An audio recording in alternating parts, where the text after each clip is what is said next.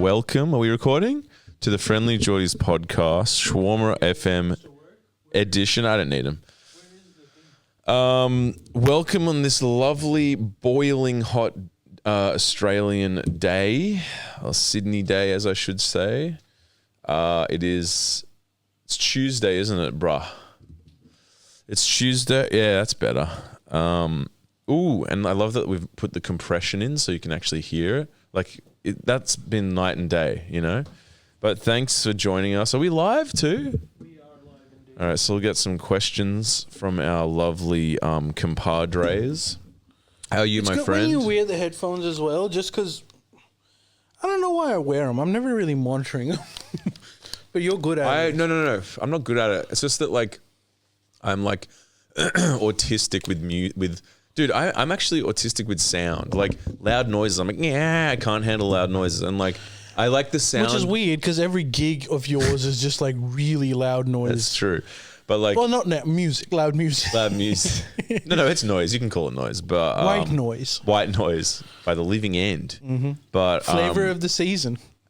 Gotta keep it white. I don't want to. I experienced my first racism today. Hey, keep that story for later because we're going to discuss some crazy new polls that have just come out. I know what it's about. You know what it's about. I think everyone knows what it's about, but it's worth talking about. Mm-hmm. By the way, can you guys hear us fine? I think it should be all right.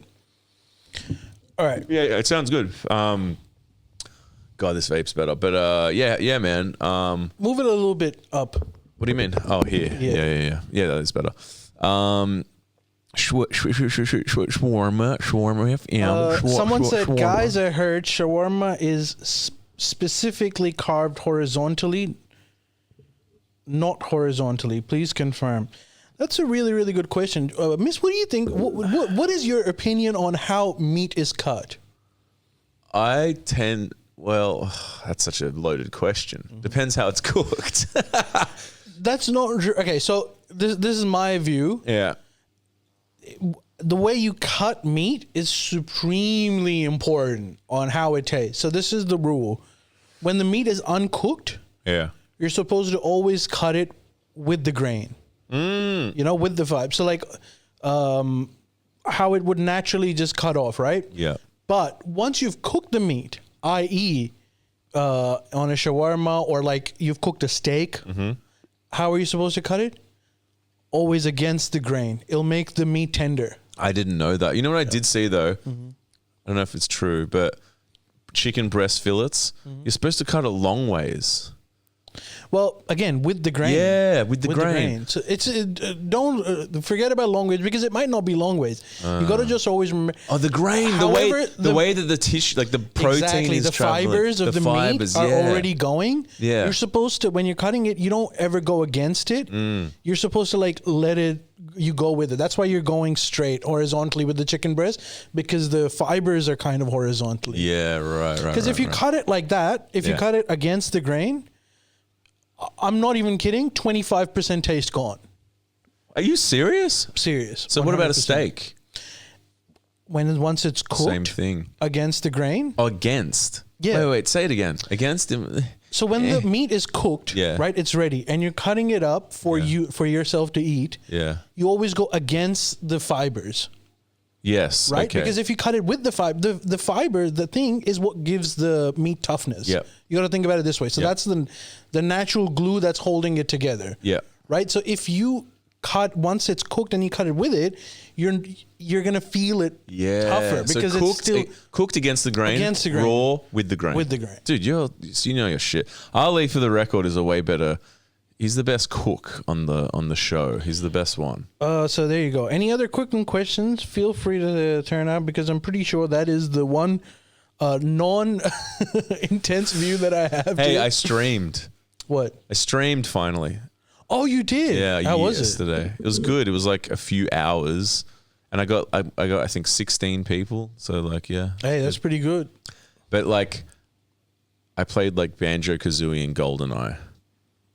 Ali, what do you think about Jerome Powell getting sued? That's actually one of the main show segments. So who is that? I'll keep it. So he's the head of the Federal Reserve Bank in Australia. I'll give you I'll give you the background okay. when we're discussing it. Okay. Okay. Shawarma was Ali's last name. I didn't know it was meat. I used to think Ali's last name was Holsworthy. Lol. Really? Very, very nice. Yes. Your last name was Holsworthy. You know what the? I think I've mentioned this before. The little significance of Holsworthy. Go on. I mean, it is an army base, right? You know, it's a massive army base.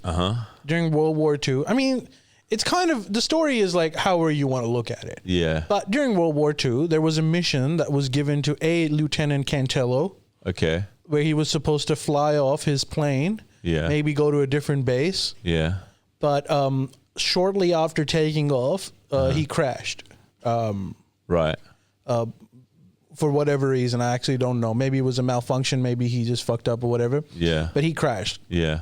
And where he crashed is today a big reserve. Yeah. And it's called Lieutenant Cantello Reserve. Sick. And the barracks is still there. I don't know, just a little tidbit of That's Holsworthy. interesting. It's always like, there's always some story like that where it's like... But I think, I'm sad that he's dead, but I thank him in a way because...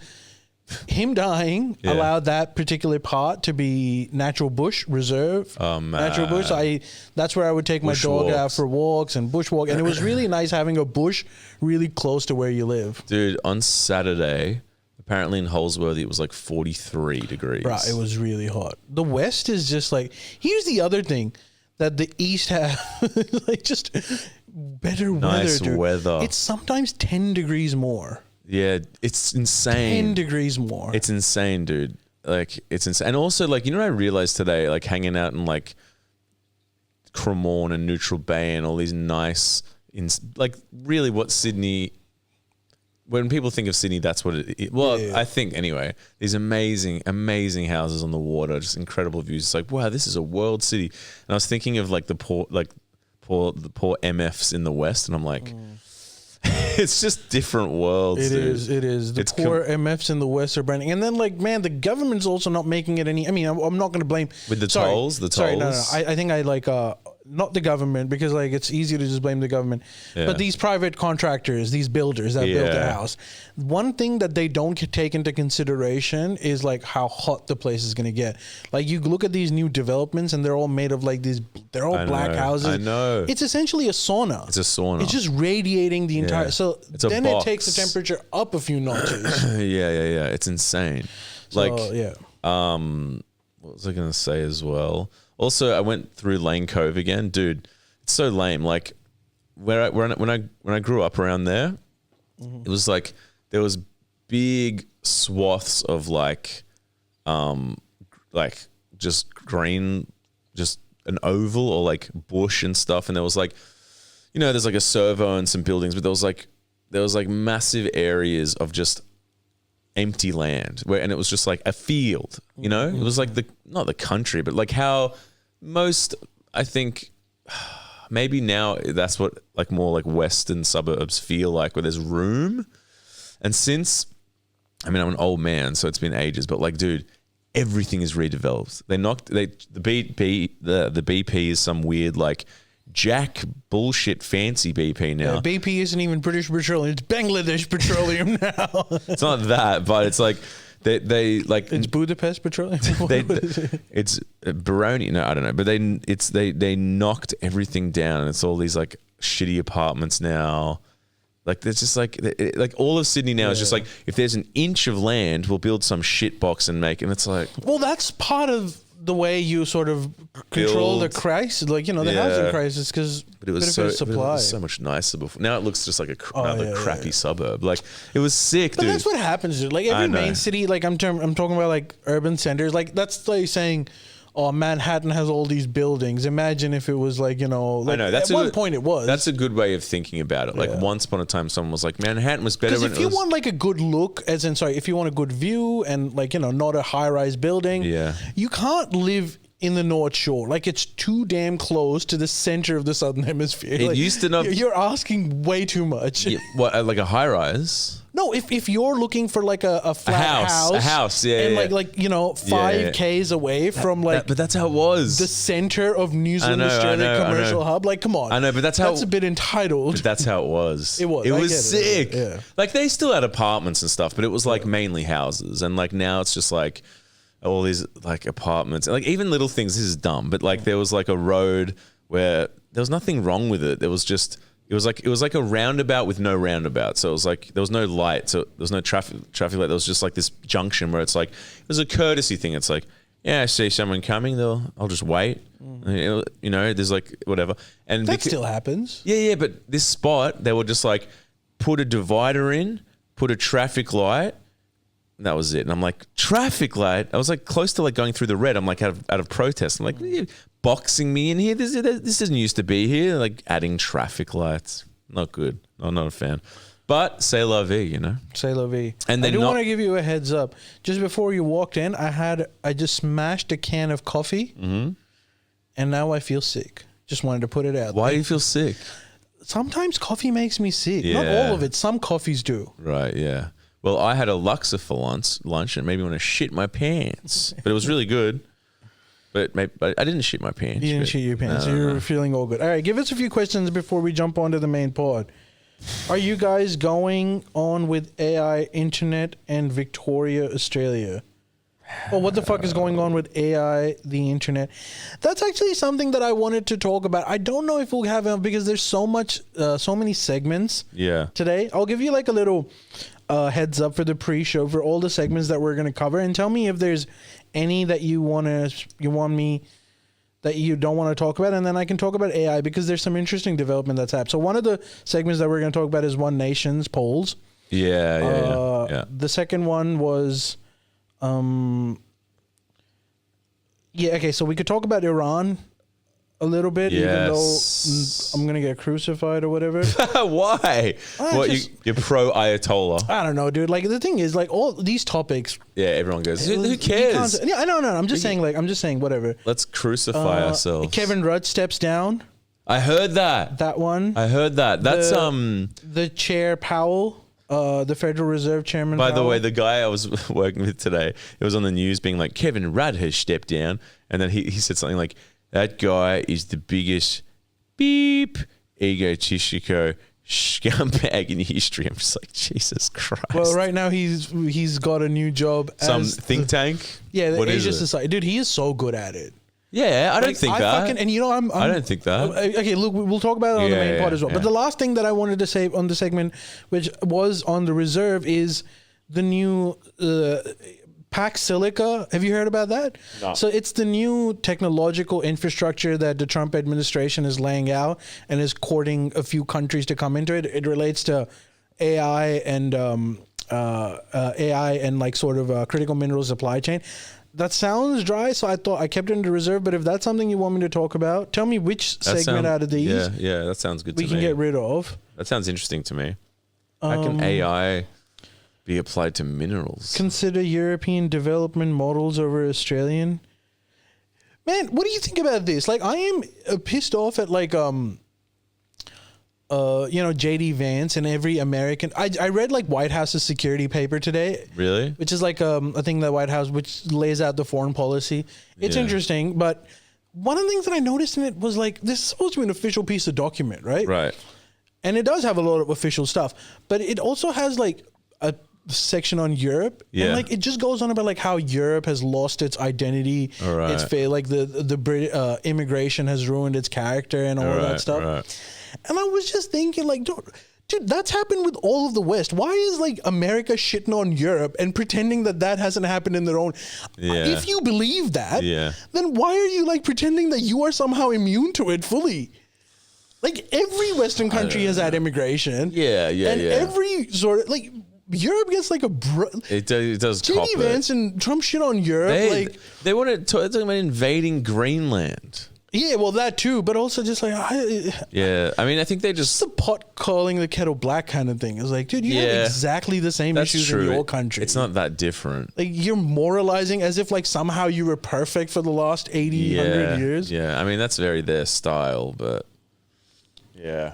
Does consider European development models of Australia? Man, if we can come up with our own models, that'd be good too.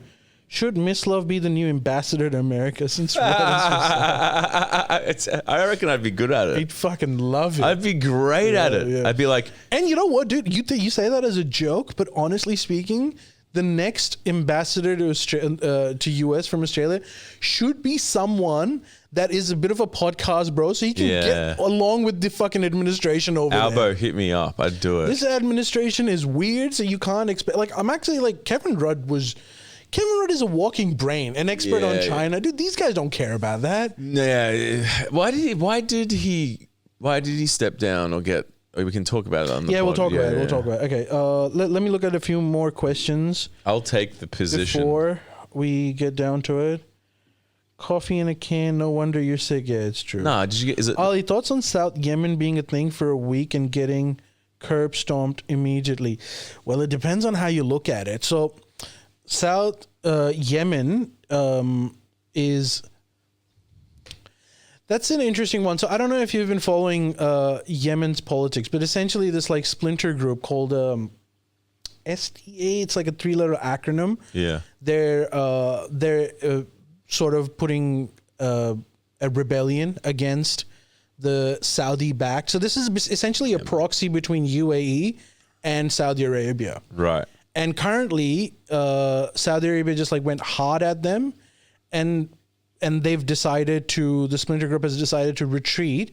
But this is not the end of the story. This proxy war is going to continue. This is a tactical pause. So we'll see how that goes. And in terms of just military power, I will say that the UAE-backed group definitely has more powerful capabilities, and they can actually take over the country. But anyways, we'll see how that goes. But I just want to say that hasn't ended. It's just been a tactical pause from all ends, while Saudi Arabia and UAE are negotiating over this. So what happens at the end of that negotiation will determine what will happen on the ground as well. But I'll keep you updated. That's a developing story. Dan Andrews is the next U.S. ambassador. They hated Kevin Rudd. No, not him. Maybe I think me would be. No, I don't know. What's the point? What's the point of even having an ambassador? Like America? Yeah, it's so useless now. Like, there's no point. Like, the rules have gone out the window, dude. I definitely want a Venezuela update, but yeah. Yeah, but an STC leader fled and they blamed him for working with the Saudis. A bit of an internal story. Look, yeah, so I'm sure there's loyalties that are going around. Saudis obviously have a lot of money, but so does the UAE.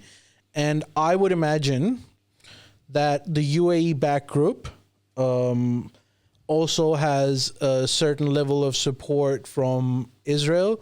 But the thing is, this is a weird one because the US and Israel, I think that they're not fully committed on who they're backing.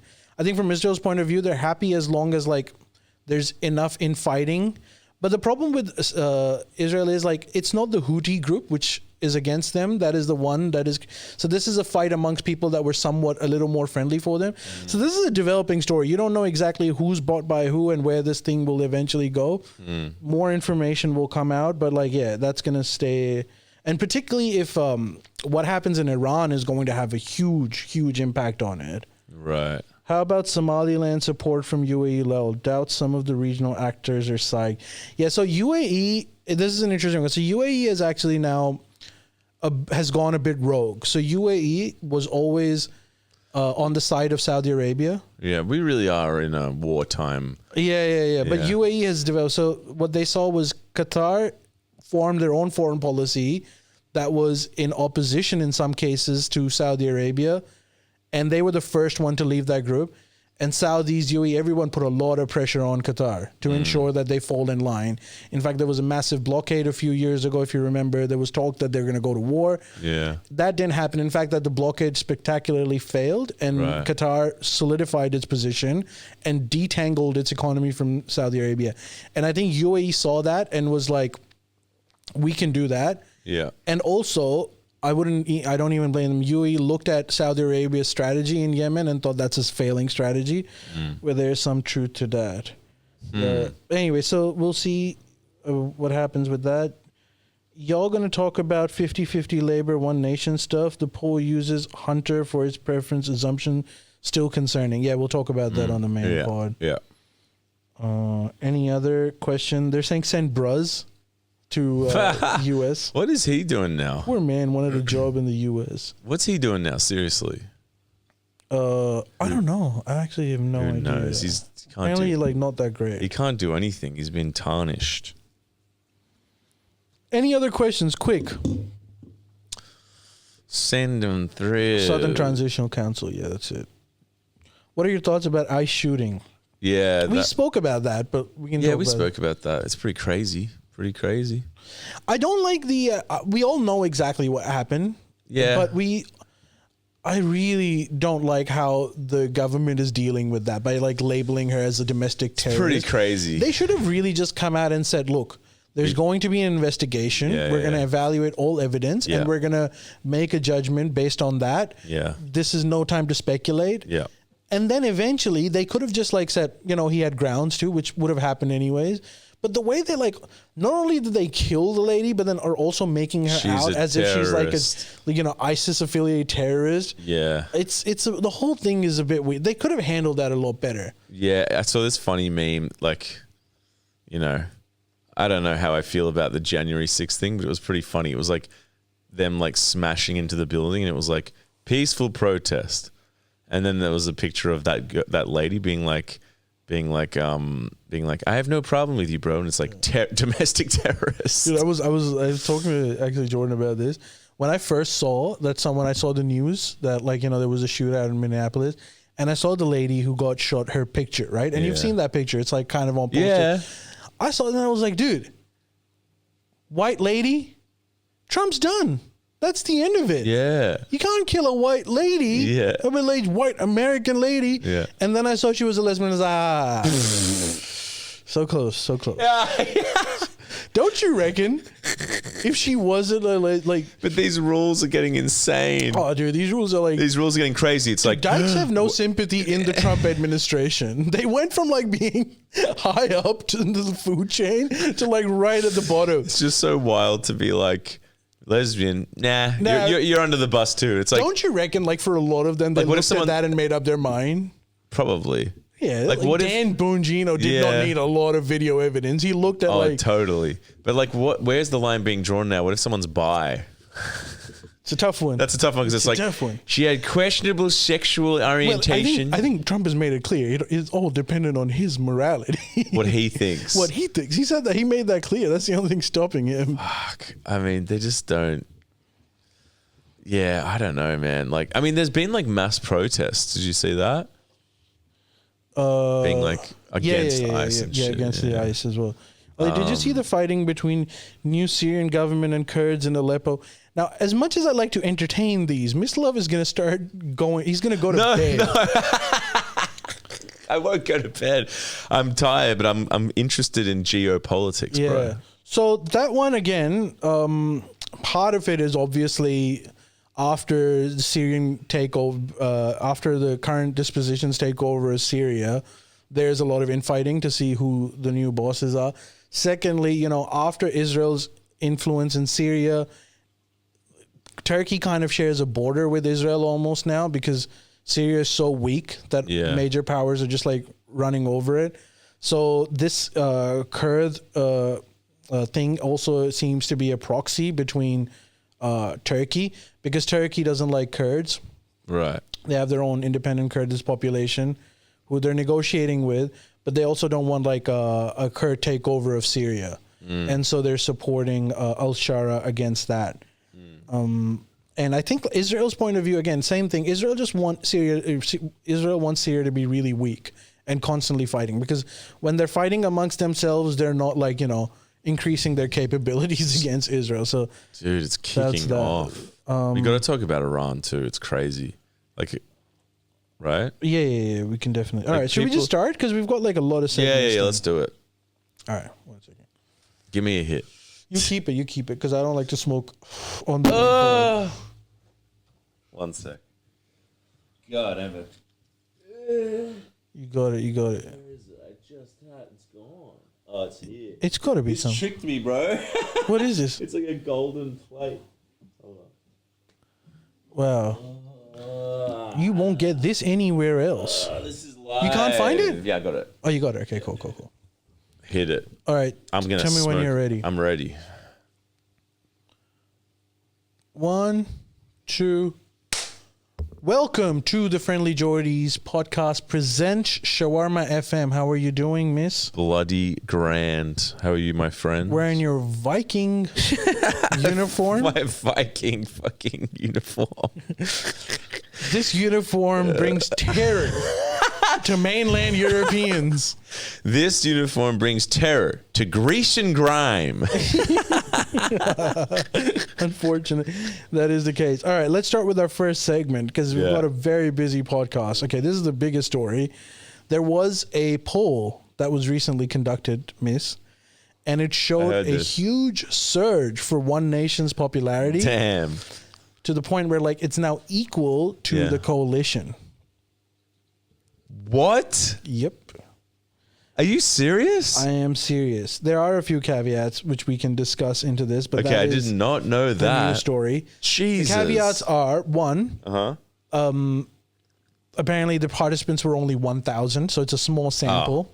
That doesn't mean shit. Secondly, Jordan told me this. I don't know if it's true. If this happens to be wrong, crucify him. Yeah. He said it's an online poll, which again is different. But either way, one thing that you cannot discount is that One Nation's popularity is bloody well surging. Jesus, that's crazy.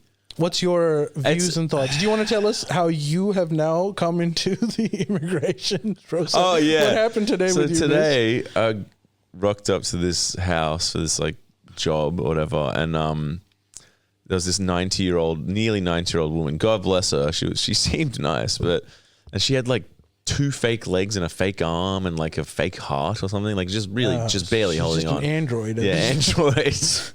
Living in like, I don't know, a $1 trillion home or something. And I think it was the first time I ever experienced, I swear to God, I think it's the first time I've ever experienced like what might be considered racism, because she was like, "What's your name?" And I was like, "Oh, Miss Love." And then she was just like, "Where's that from?" And I'm like, "Oh, Croatia. It's Croatian." And she was like, "Everyone's bloody Croatian these days."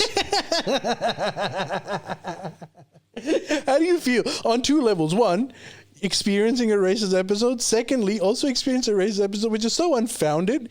Not everyone, like the whole population is 7 million in the world. Exactly. Like, so it's impossible for everyone to be Croatian. It's statistically false. I know, but it doesn't matter. It's like what? It kind of confused me. I was like, yeah, because at first I thought she meant like there's just a lot of Croats. Did she also say like there's a replacement theory where Croats are going to take over Australia? No. I think that was implied.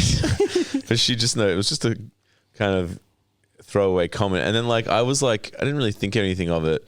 And then like my mate after was like, "Hey, like bloody racist," and I'm like, yeah, shit. I guess, shit, man. I start rocking up to some like Greens rallies, huh? Just like no racism in Australia or some shit. Tough times, man. Never. Aren't you pissed off? Like, how am I high risk for melanin and also experiencing racism? I thought those 2 things can't go hand in hand. Like, exactly. I am like white enough that I have cancer and I'm also experiencing racism. Yeah, like what is this? What 2026 is now? I'm giving you the Irish treatment. Yeah, right. I'm Irish and dogs now. I'm like getting that, and yeah, if you get skin cancer from your skin being so white, how can you be racist again? So like, I guess that's what happens in working class jobs too. It's just kind of like It's like, yep, you're fair game. Okay, what offended you more? One, that she was racist, or but the fact that a trillionaire was very casually racist to her? I mean- and you had no other alternative except to talk to some other guy who also happens to be a racist to be like, it's getting crazy these days, mate. That's a shit fight. The whole thing's a shit fight. So bad. But it's just like, I'm like, what the hell is going? Everyone's cruel. Like, it's So how it's do a you- wild call. It's a wild so call. we'll bring it back after. Yeah. What, Hopefully, this one experience should not change your view. it's not gonna rock. Well, maybe it has. Maybe So, what do you think about One Nation's popularity? How do you feel about that? do you think there's like- I'm surprised and not surprised. Do you know what I mean? Why are you surprised? One. One, I'm surprised because, well, on the ground, practical, real world level, I didn't think that would happen. Mm-hmm. I'm not surprised because in a theoretical, sort of like vibe culture thing, it seems not surprising because it seems there'd be like a pushback on like. I guess there's an equation which is not really fair, to like, lump in a whole group of people because of the terrorist attack or whatever, I suppose, and then just being like, it's getting, and then just relegating that to a migration issue. I understand why it might happen, but I didn't think it would. Do you know what I mean? So it's equal parts, but I think is that more sort of relegated to Queensland and like surely the numbers are growing in like regional areas, yeah. Oh yeah, 100%. Yeah. I think Like I don't think Sydney's going to turn. I mean, it could in a future scenario, but I'm guessing most of this water base is regional. But man, like I think there's a few things. First of all, it would be an uphill battle for One Nation for several reasons. One, What does it mean for them practically? Like if you're pulling, what it means is this is a once in a generational opportunity for them. yeah. So they need to do this. They need to do everything right. But they can't actually get in power because they're preferential voting and Exactly. So Yeah. They're in the Senate, aren't they? That's why it's an uphill. That's also another reason. I think one of the interesting is they actually don't have a prime minister candidate. no. But I think they can fix that. So clearly, obviously, Barnaby Joyce would be their candidate. It'd be Fuck dumb me. to get anyone else. I mean, Pauline Hanson does command respect, but I think Barnaby, because he was the deputy prime minister and stuff, Oh, so he'll yeah. probably be the best candidate. They'll have to make him switch to the lower house for him to be considered in the prime minister job. But you're right. The thing is, like, you can't compare it to the US because the US has like a two-party system. Yeah. Where all the parties on the right will Yeah. have to congregate under Yeah. the Republican banner, which in Australia doesn't have to be the case because you can have minor parties running for elections. That's one problem that One Nation would face. The second thing is, again, preference voting. Yeah. But what they can't, okay, there is one scenario Yeah. where One Nation could win a few seats. And that is if all the people that vote One Nation, first of all, hypothetically, you'd have to say that this poll that has happened is actually representative of the Australian population, which is difficult to say. Yeah. Most likely that's not the case. Yeah. But let's assume that is the actual reality. Then in that case, everyone that votes for One Nation will have to put preferences to minor parties first. So Right, okay. like One Nation, two whatever, Shooters and Fisher Party. And as long as they keep the two major parties, Yeah. all their voters will keep them at the bottom. Right. They actually have a chance of winning. Really, if they put Because him they in can congregate all the preference votes together. right, if they put him in government. So though. if all of the One Nation voters not only put One Nation at one, yeah, but they make sure that 2, 3, 4 are all little minor parties that can never win. So they can Right. congregate all of their votes, Jesus. put it in their basket, and then the coalition votes can come to them as well, preferences. Right, But they would need to be like really organized. yeah, We might talk about this on the upload with Jordan, but Jordan was saying, which makes sense. He was like, look, man, it's one, first of all, he doesn't believe this poll at all. But secondly, Yeah. he was also saying that like, it's one thing to be like popular because he was saying this is essentially a protest vote, but it's a whole another thing to win an election. He was saying that you need like an organized party You need campaigning at grassroots level. This requires a whole infrastructure with One Nation does not have at the moment. Right. So they'll have to develop it, which is really hard. And so they have to do everything right. Right. For this to work out Right. for them. Right. And what I've also noticed is that if you look at France, which is not the American system, so they have their minor parties and they have this weird election.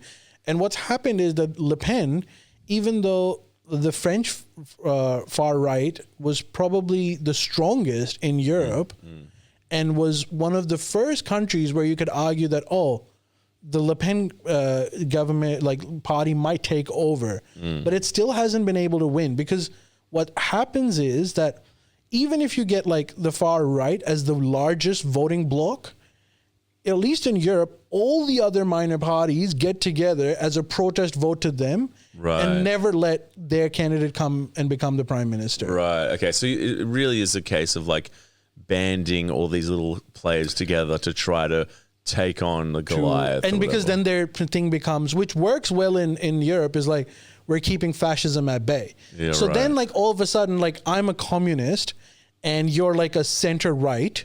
We hated each other from the beginning, but both of us are in agreement. Okay, we might hate each other, but do you want the fascists to come in? Right. And so everyone gets together. Gotcha. Which is not necessarily great for the country, because it's put essentially France in like a deadlock. But this isn't for the happening last decade. Really? Yeah. You're kidding. This is happening in Australia yet, but I'm saying like if I can imagine like One Nation, if the popularity just continues to grow and they become huge, we can perhaps see a similar dynamic here. Right. So what I'm saying is like, irrespective, it's a really uphill task for One Nation.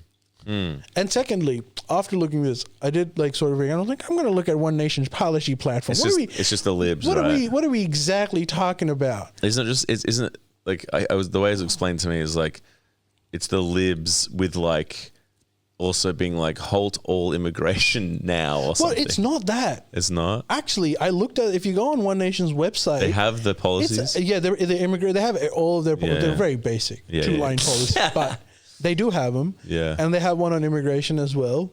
And I looked at it and I was like, okay, so this is the things that they want to do. Limit on their website, right? Yeah. Limit immigration to 135,000 people a year, Okay. right? Which seems fairly reasonable. Yeah. That's not that crazy. No. Yeah. That's why I'm telling you this. Yeah. They want to essentially do the Trump thing, put a ban on countries that they believe are causing terrorism, essentially Muslim countries or whatever, right? That's the implication. Yeah. And she wants to make sure that once you get permanent residency, you have to wait like 8-9 years or something before you're considered for citizenship. Jesus. Okay. Right. So these are her policy platforms. Right. And I was looking at it like, look, one can imagine worse scenarios, Yeah. However, I look at like every video of hers and the comments are all like, Insane. dude, it's like, it's too far. We need mass deportations now. So what I'm saying is like, so maybe your policy platform is something that, you can Yeah. bear. Institute. Yeah. But like, dude, it's going to have rhetoric. the Trump. No, it's not even rhetoric. What? Like if she does get into power, Yeah. which seems unlikely, but if that happens, then her base is going to force her even more right. Yeah. Definitely. Which is what's happening with Trump as well. but the Remember, thing- he came in for to get rid of cartels. Yeah. And now he's like shooting dykes in the face. Yeah, it's so intense. Like, it's so intense. Like, I mean, but there are sus, I mean, I think she's visited Trump's ball, one of his balls or whatever, and has had meetings with the NRA and shit. And it's So like, she has Gina Reinhardt. yeah, connection. exactly. So that's the one thing that is the biggest worry I feel about her is. Oh yeah. It's just being like college number one, and like she would just do full Trump, like in terms of absolutely, which is the same thing. Like Trump, why do is they just, always go hand in hand? Trump is has been taken over by the energy and the military industrial complex. Yeah, I'd imagine a similar thing. But why does that always happen happen with Pauline? But what is that phenomenon? Because all of these deep state people and these lobbies that normally pressurize governments that get resistance. Yeah. Look at these novices who don't have a lot of experience or don't. They might have fringe. political experience, but they don't actually have the experience of being in power Yeah. and understanding how advice works and how to Right. make the right decision. Yeah, So yeah. they see an opportunity as like, okay, well, this can be our person. Yeah. All of that agenda that we weren't able to pass through because consecutive labor and liberal governments were like not for it. For example, like, opening up certain mines that might cause environmental Yeah. catastrophe. Yeah, Right? yeah. When Adani and whatnot. when the lobby starts telling both liberal and labor, because they've dealt with this for so long, they're like, okay, these people are crazy and they're going to Yeah. want us to do all of this, but like we need to make sure that it doesn't. Someone like Pauline would be like, yeah, fine. It helps the Yeah. business, right? So they see an incredible opportunity in someone like her. Yeah, right. It's just strange to me that every time I understand what you're saying, but it's still as strange. It's just saying like power corrupts or something, or like it's not a good thing. Like it's just weird to me that someone can be like, I want to reduce. They can't be like, I want to reduce immigration. I want to. But by the way, And then also all major parties are saying that. No, I know and that. doing it to some. No, I know varying that, but it's degree just as well. it's just weird to me that there is never that situation where it's like, reduce integration and ramp up renewables and ramp up investment. It just never happens. It's just I don't know why that correlation exists, but I don't know. It's strange to me. It's strange. Don't you know what I mean? Like, I suppose generally. I'm sure that generally people that vote certain ways or that are like reduce immigration, they're just like, it's textbook stuff of like coal's good, renewables are bad. It's just like this. It's like you take the pill and like toe that whole party line, but like, why? It just doesn't make sense. Like, can't you just be like, you're allowed to, you're allowed to want to like fix infrastructure and reduce immigration or questions about vetting or about even stuff like citizenship or something. And you're allowed to also simultaneously support like, what's Labor's initiative, the whatever it's called, Future Australia or whatever it is, and like renewables and green tech. It's like, why are these things mutually exclusive? that's going to go on the back burner. I don't get it. Man, look, okay, so I get it, but it's dumb. It's so dumb. But I suspect this is what would happen. Yeah. So you don't have to worry too much about Lobbyists. this. I suspect that like in the run up to the election, obviously One Nation is going to have a much larger base than it had before. Yeah. I don't think they'll be able to come into power. I don't think it's It's possible, but I think it's very hard. So they probably Yeah. won't be able to come into power. I think part of the reason why they're getting this renewed support is, yes, there's a protest vote. Yeah, there's yeah. also like the Bondi thing.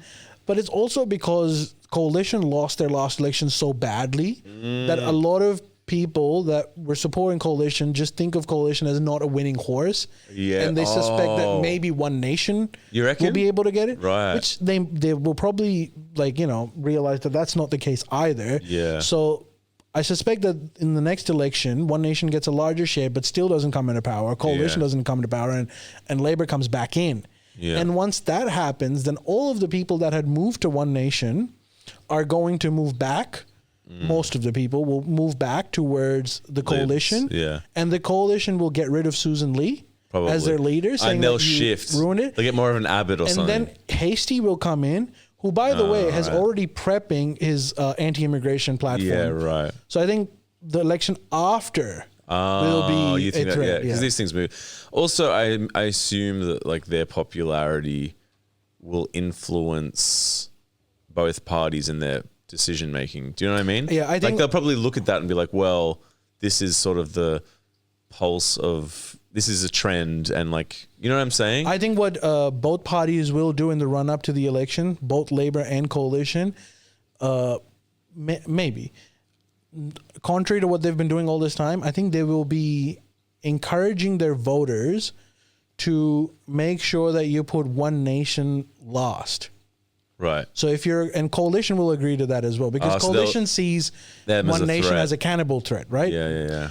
And Labor obviously sees them as an opposition. Yeah. So they both have an incentive to make sure that One Nation doesn't come up. Yeah, right. So coalition will try to convince their voters that don't put one nation second preference. Right. They'll kind of band together as well. I think they might informally band together to Yeah. keep one nation at bay.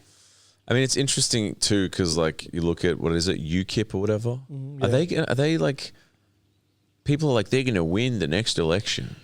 Man, they're a much more potent force than One Nation. First of all, right. they have a very charismatic leader. One Nation doesn't have Yeah. a leader for prime minister at the moment. They have 2 senators who can't be prime minister. Yeah. Nigel Farage is a figurehead that people can rally around. Yeah.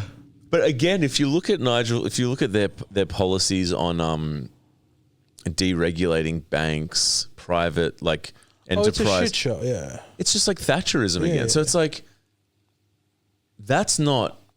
I think it's been decided that that's bad policy. It's just obvious. Like No, Britain is in a self-destructive mode where, you know, like, and unfortunately for them, even their outside influence are telling them, you suck, i.e. JD Vance, just saying like, Yeah, you suck. You suck. Yeah. Everything about you is like, Yeah. but they are like, you know, Brexit was also a symptom of like, sometimes I think it's I think what happens is that sometimes societies can see that something is not working and the society is going down, but they're coming up with like wrong remedies for it. Yeah. At least in terms of like social programs and like Yeah, but you know also what I mean? like straight up economic policy as well. That's what I mean. You know, like That's what I it's mean. not just the social. A lot of the attention goes towards like, immigration. All. But what about like those boring bureaucratic economic decisions that so those important. countries are taking? And that's so important. It's like it has nothing to do with the Polish population. It's like, no. Are you incentivizing your capitalists in the right way? That is, Do you want to fund the NHS properly? Or not? Do you want to fund? But like, how? What is the plan of funding this? I just don't think that like trickle down economics is gonna be the solution. You know, which is, I think England is basically like at this point now where it's in like the hangover of like trickle down economics from like Thatcher, and it was kind of but now it's like this like techno feudalism thing, and it's like it's just like we'll just keep doing this, but it's like it's clearly not working when like a pizza's $50 or whatever. You know what I mean? Yeah, and wages stagnate, so it's all very disillusioning for me. Like, can't there be some sort of green anti-immigration party? Green anti-immigration party? Is that not a thing? It wasn't like the Greens OG that. Yeah, OG with like OG Bob Brown and Greens, shit. yeah. But that's changed. Obviously, Yeah. But I don't know. I mean, look, if these trends continue, All right, let's do the second segment. K-Rudd has decided to step down. He decided? Yeah, Albo came out and he said that this is his own decision. Oh, interesting. I think he might have just been bored of it. It wasn't that a bad meeting, whatever, that he got paid out. I think that would have contributed, but I think it's mostly him just being like, all right, I'm done. Yeah, I think he's probably realized he's like... He also got like offered Asia Society's president or something, which, I mean, it's not like, you know... Asia Society. He would have gotten it had he not become the ambassador either, because he was part of Asia Society before. But I love his new job, because his new job is just like him sitting in front of YouTube in a very formal setting. And No way. The global politics have shifted in such a manner that international law has gone to decide, Werner. And this is going to be my thesis for this talk. That's pretty good. Yeah, that's what he does. That's pretty good because he's doing it publicly so we can get the information as opposed to exactly. behind closed And doors. I bet you, K-Dog is going to come out and he's going to give some real good tidbits about his time with Trump. You reckon? He's going to casually like, well, I can't go into too many details about this, but in my meeting with President Trump, he made it absolutely clear that he's aware of the lobby pressures. Yeah. He knows it. Yeah. But so he's going to give you like inside goss. All I can say is that the chips were very salty. Extra salt on the McDonald's chips that he made me eat, if you catch my drift. A lot of I don't know, like some weird intel. Yeah, and I also found out he's actually a robot. I don't know. Well, it could be anything. Could be Trump anything. is what I like to call a Chinaphobe. But he was like, I don't know. If I'm Kevin Rudd it's too much annoyance for me to like listen to Andrew Bolt say how much I suck. Like every week, yeah, every week, and I was like, oh, just go be a nerd. Yeah, in like some high-rise tower in Shanghai. That's a pretty cushy. Get paid like a good amount of money. That's a pretty cushy job. Yeah. K-Dog, you don't need to do this. Yeah. I mean, I suppose like career politician. He's still doing it, right? Nah, he's done. How you can't talk prime minister? Yeah, that's true. That's true. But look, I think he just got bored before and he wanted to be in action again, and now you reckon he got bored though? Man, when you have been that's a pretty prestigious position, right?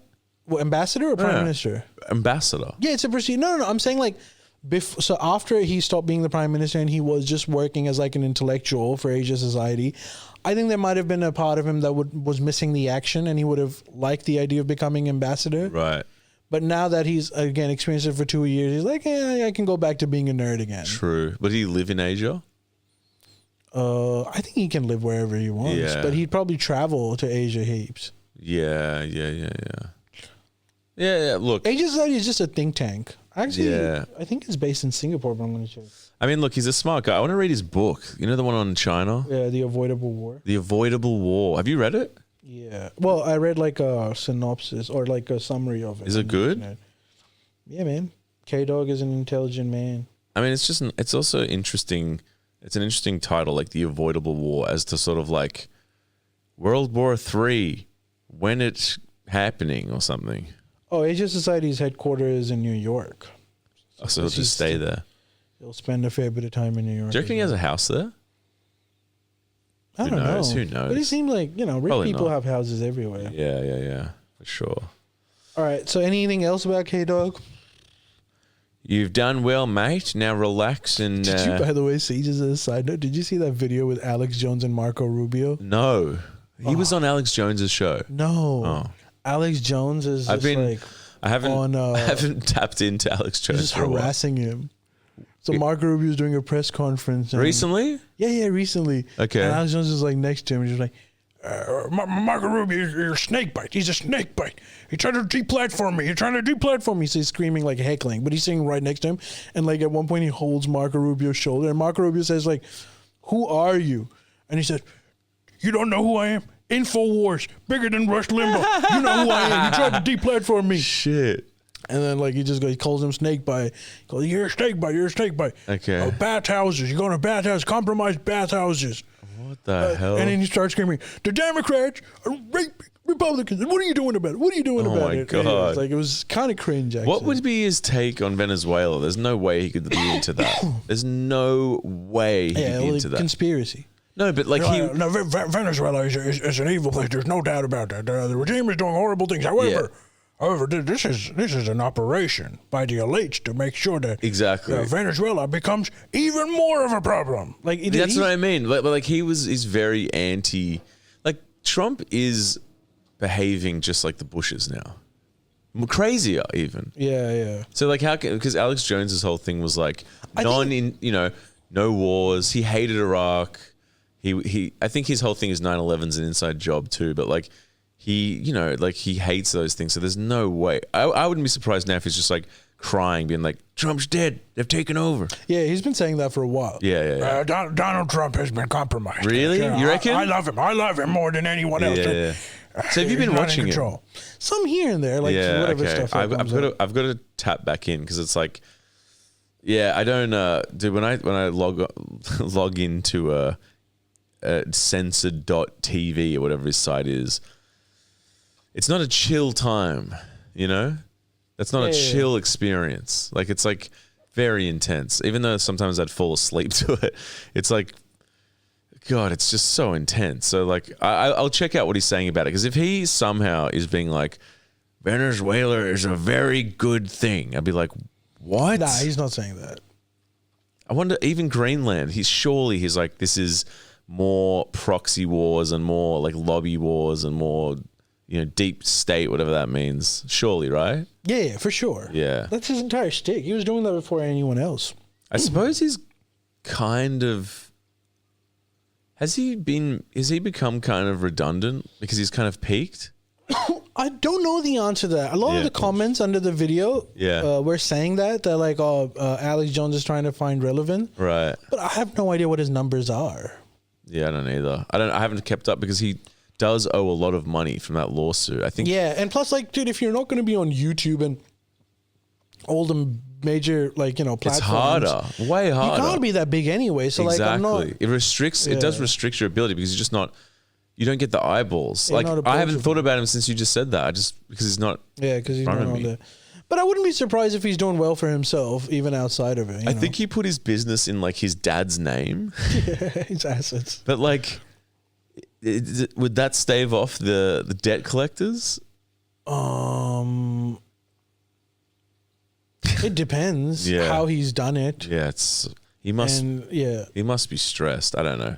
I do not know that guy. the man's always stressed. He's dude. such The a. man's He's always very stressed. stressed. I still don't think he's like a bad guy though. You know what they think? You know what has been told that like what he said on the Joe Rogan podcast? He said that like because his parents were political and into politics, but he said he was like dropped on his head once by bullies in high school, and like everyone said he was never the same after that. He became like He got better. his brain, yeah, Well, dude, superpower. he became super.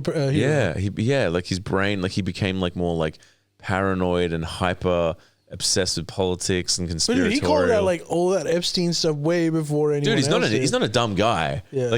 Like a lot of what he says is true, but like a lot is not true. So it's kind of I don't know what the percentage would be, but like you know, some of the frogs were gay. Yeah. And, Did Donald Trump also get dropped? Huh? Did Donald Trump also get dropped, or was it That just would Alex explain. Jones? That would explain so much more. Did you watch the Donald Trump movie that we told Dude, you? you know about? what? You know what I was thinking about Donald Trump. Sometimes What? when I look at his stuff, I'm just like, dude, so it's like, old now. It's just like if one of your friends became the president. 100%, You know, like it's just 100%. Miss Love. If you became the president, that's Come on. exactly the sort of shit you'd be doing. Like just high on power, you'd be like, fuck it. That's what I one of wouldn't, your though. I friends wouldn't. would do. I wouldn't do that. I hope, but like I know what you mean. It's just like anyone, yeah, like shooting from He's the like, hip. I've got the baddest military. You know, yeah. I want to do whatever I I'll want. do whatever I want. Like I can do it. Yeah, it But just makes so much sense. I'm hoping that like, this is just a bit of a side step, but I'm hoping that like whenever his time is over, you know, sometimes you have to push the boundaries just to know where they are, and then you go. Like you're standing on a cliff and you're like, let's see how far I can go. And then you're like, oh, I nearly fell off. And you're like, okay, I'm coming back, you know? Yeah. Like I'm hoping that his presidency will be a thing where like America will be like, after that, they'll be like, this is too much. Well, I think even Trump has a conundrum implicit. So I think I mentioned this. I was reading the White House security paper. Yeah. There's a paper that comes out every year that outlines what the White House's view on foreign policy is. It sort of goes through different regions and what their core interests are, blah, blah, blah. Yeah. One interesting that that you read in it is, and it sort of informs Donald Trump's policy a lot, is that he says stuff like President Trump wants to be muscular but not hawkish, Okay. moral but not a dove. Okay. It has all of this. What it was implying is that President Trump, the last thing that man wants is a forever war, right? Okay. But he's much more willing to showcase American power, which means he's willing to like rain bombs from the sky. But when it comes to actually going in to a country, he is not so keen on that, which sort of also tells you on one hand, he kidnaps Maduro. But on the other hand, which is what would have been the old American playbook, installing a puppet regime, he's like good enough to recognize that that might not work. Right. And even with the Iran stuff, if you ask him about like the Shah of Iran, you know, that dude who lives in LA, he says like, yeah, he doesn't have the popularity. Oh, the king. The king. Yeah. So he acknowledges it, like, and he openly says it. He doesn't have the. You know, normally everyone has to pretend that he is the most popular person. But Trump will. So there's a level of pragmatism. So what I'm trying to say is that like, there's a window Yeah. in which he plays. Yeah. So even with Iran, you could see, for example, in the future, he starts throwing some missiles, hitting like key facilities, Yeah. or he even puts like a no fly zone over Iran, or he could even put like an embargo, which is like Right, but you don't think he would do like full scale invasion? he doesn't want to do it, Right, and right, I right. think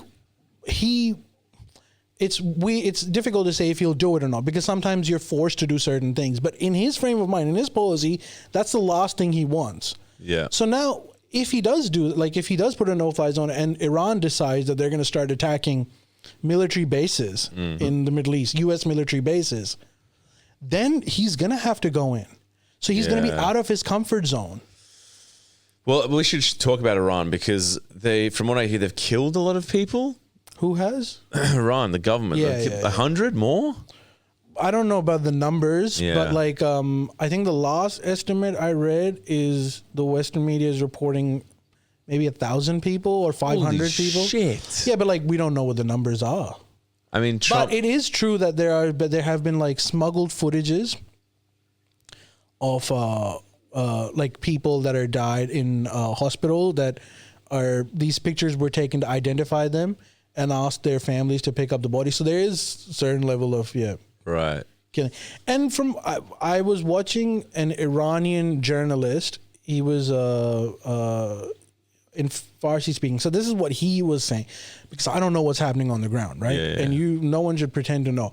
He was saying that what happens is that on the first few days of protest, he's saying there are protests of people coming out and protesting against the cost of living and inflation, and essentially the rial has just nosedived, Yeah. They are going through like a lot of economic pressures. Yeah. And he was saying that about he obviously doesn't know the exact numbers, but they were in the thousands. He was saying maybe even 30,000 people, 50,000 people. What? This was in Tehran. He was saying that they came out and were protesting. But he says what happens is, again, I don't know if we can fully trust this man, but like Yeah. I would prefer someone on the ground a lot more than like just, BBC. Yeah. He was saying that what happens, and the regime doesn't really like mess with them too much. Right. According to him. But then like once after dark, in the AMs, he's saying then there's a different kind of protest that happens. These people, there's people that come out, Yeah. and what they do is like maybe they'll burn some flags, and it's like a bunch of he would translate as hoodlums or someone. Right. And he's saying they might be like a few hundred or 1,000, but they come out and they start burning stuff, blah, blah. And this all happens when most of Iranians are like in their home, because it's like 1 a.m., 2 a.m. Yeah. And he's saying that the authorities and them have like a showdown. Right. And they fight each other. Yeah. And a lot That's of what them I've- get killed. Yeah. And he's saying that the killings are on both sides, where like authorities are also getting killed, and these people are also getting killed. And he's saying that once it's sunrise, these forces, whatever, it doesn't happen. And then like the protesters come out, and some of them are like, there's protests happening all over, and they're doing it for different reasons. Right. Some of them are doing it to overthrow the regime, calling for the Shah. Some of them are doing it, they're like, we're protesting against the economic conditions, but we don't like the imperialism. Yeah. Where like America's forcing this upon us. They look at that and go like, we do want the regime to change, but not in this way. And then there are pro-government protesters as well, which the Iranian media is claiming. So Right. there's like, and they're saying, again, I don't know about the numbers, but they're saying they're in the millions, Right. who are coming out and who are saying like, we also exist. So a lot of stuff is happening. And, but yes, there is a big group within Iran that are protesting against the government as well and want to overthrow them. But didn't Trump say if they start killing, we're gonna like hit them very hard? Like they're gonna like. I mean. Yeah. So hitting them. Okay, man. This is my view. Again, Yeah. I might be wrong. I think he would have to hit them really hard. I don't think Right. the regime is just gonna go like this. Yeah. There is like But this was all kind of orchestrated, right? We were talking about this last time. Yeah, it is. It is. Yeah. But like the objectives that you want to achieve from it, which is a popular Regime uprising, change. Yeah, and yeah. they change the regime, I think this is not enough for it. So you have to up the ante. Right. And you would have to take it to a much, much higher level. Yeah. Because yes, there are big groups within Iran that oppose the government. Iran has one of the most, amongst the Muslim world, maybe I would say Turkey and certainly Iran are the two countries that actually have a sizable community that is pro secularism, against Islamic fundamentalism, very westernized in their ways. So Iran definitely has that community. But I believe that they're not the majority in Iran. And even if they were the majority in Iran, I think the conditions under which this regime change is happening, because you've got to think of it from Iranian perspective as well. They're not oblivious to the fact that this is being forced upon through foreign interference. Yeah, right. So even the ones that would be sympathetic of a new order in Iran, I don't think would be sympathetic in doing it under these conditions. Right, I see. Yeah. Oh God, it's so. And yes, crazy. the economy is going through some serious troubles. But is that unavoidable? Kind of. Like For whom? For the government Of? Iran. Well, that's a big question. I have been opposed to Iranian government's policy from the get-go. Right. So I think the condition that they're currently in has to do with a lot of their revolutionary policies that they've been following. Oh yeah, because they're like a theocracy, right? Yeah, they are a theocracy, which is another reason. Again, I don't like theocracies, but getting rid of the Islamic regime is going to be really hard. For one, it's almost a religious regime in some sense. They believe that this is this is like the bastion for Shia Islam. Yeah. Right? And honestly, they look at Ayatollah as the Pope. Yeah. Shia Muslims don't look at him as a leader. They look at him as the Pope. Yeah. So under this context, there's a lot of, so when US or Israel or whoever attacks Iran, there's a lot of nationalist sentiment that comes along with it. Yeah. And so I think I think the only way that America can actually conduct a regime change on Israel, you would have to like go to war with them. Really? Yeah. Oh my God. I think that's the only way to do it. And what do you think will happen? I mean, Israel. Initially, America will get a huge amount of success because obviously Iran can't compete with the American military might. But I think this war would drag on. And then once it becomes an insurgency, then I think America will be at back foot. But initially, they will get a lot of success. Because, American military is an overmatch for Iran. Even Israeli military is an overmatch. For one, all Iran has is a bunch of medium-range and long-range missiles. Yeah. Which aren't really, is not a winning strategy against Iran in a conventional war sense. But when it gets into insurgency and guerrilla warfare, which would happen if you got boots on the ground, then I think it levels out for both sides. In fact, I think Iran, these guerrilla movement, but while they're doing that, they can install a regime. Yeah, America comes in, pounds the shit out of them. Yeah.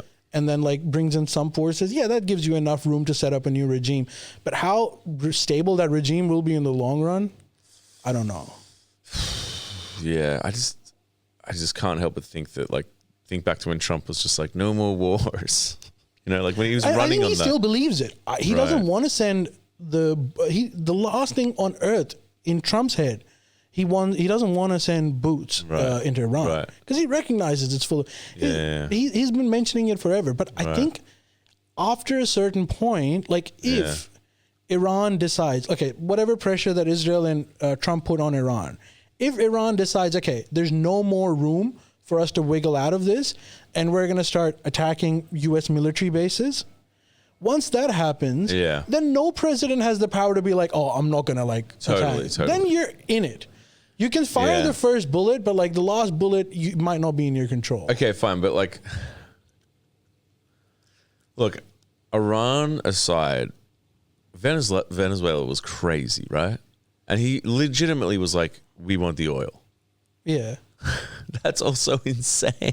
Yeah, but Venezuela is easier to do than Iran. I know, but it's almost more crazy to me. I know you listed all those points throughout history where that's happened before. Yeah. But it's to be so brazenly open about the reason now and not backing it with much information. It was just kind of I spoke to the oil companies. We want their oil. It's it's just weird. It is one of my mates is running the country. It's we need oil. They have oil. So we're going to take it. It's what? You need I think I'm just kind of getting a bit what's the word? Desensitized to unintelligent conversation in the American government. Hey, do you know what's- There's no nuance anymore. Do you know what's one interesting thing that's happening?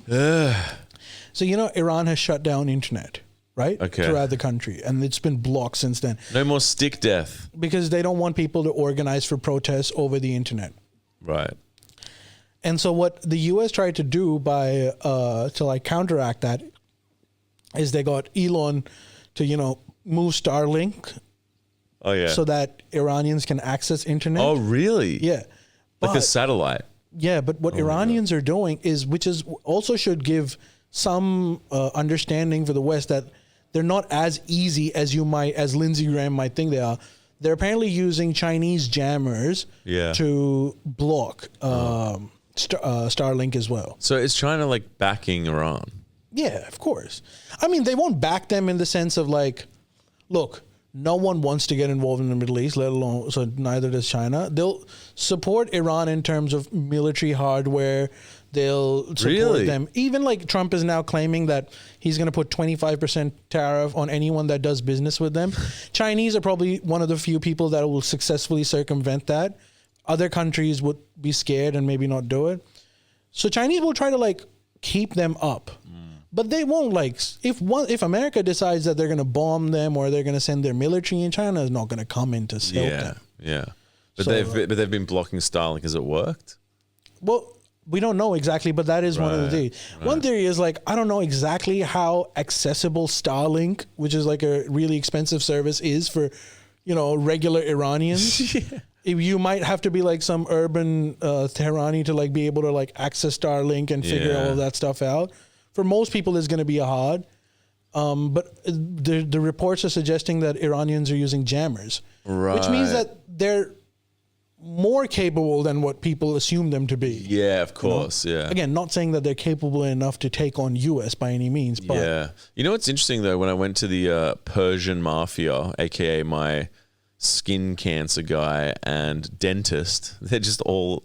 He said it, the dentist, because he was just like he said something like "perfecto," and I was like, "Are you Italian?" He's like, "No, I am Persian." And then he was like, "He's like this whole building, Persian mafia." I was like, "That's hilarious," but I was like, I hope. Do you have family over there? Like, it's crazy what's going on. And he was like, "No, it's all good. I don't have family there." But, or maybe he said he did, but he was like, he was like, hopefully, he just said, hopefully, this terrible government leaves because it's been a long time coming and Iran will get its freedom. That's what he said. Yeah. So it's like, I wonder, I mean, it's such a convoluted thing because it's not black and white at all. But what about that is in black and white? He truly wants the regime to be gone. well, In fact, most of well, what? actually, this is one thing. This will be Yeah. one question.